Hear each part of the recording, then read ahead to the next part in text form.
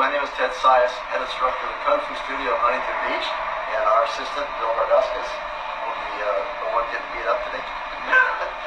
All right, now this lesson, you're going to lean in, and you want your arm bent, and you want to have your hand out, and you want to make sure your knee doesn't pass your toes. And you want to dig it in deep to intercept your opponent before his power reaches you. So he starts like this. You want to catch him right about here, but not all the way in here.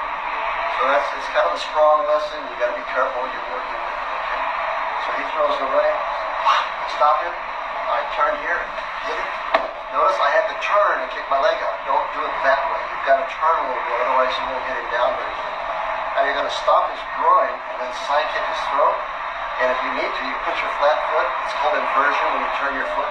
Slide it into his throat and tell him to stop it, knock it off, or whatever you want to talk to him. It's kind of a pin technique. At least that last part. Okay, so you're going to step in, lock him deep, step up here, and then turn your body into this leg where your strength is. Don't get your body out there because you will fall. So you've got to turn in, keep him tight. You might grab his arm. When you block, grab his arm to help that be done. When you turn, knock him on his back. And the follow-up's optional. Okay? Now, I appreciate Phil helping us with all these techniques we've been doing over the years. So I just wanted to take this moment to thank you for subjecting his body to this stuff. But he's smart, he knows how to fall, so he's not getting hurt as bad as you think he is. So don't feel too sorry for him. Okay, I wanted to mention, there's an old saying, they themselves are makers of themselves. Now, that goes for all of us. We are a garden, and we're also the gardener. So we don't need to be pointing the finger at somebody else. We need to understand life has changes, and we're involved in it, and we're involved in mastering ourselves, so we have more or less control over our life. We're like in a boat.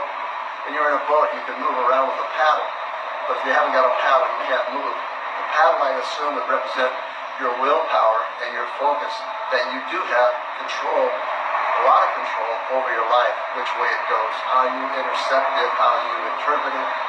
So you might think about that a little bit more. When people are pointing at somebody else as being the problem, they got a thumb pointing back at them. So don't blame other people. Try to take more responsibility for your own actions and the results thereof. Thank you. Thank you, comments.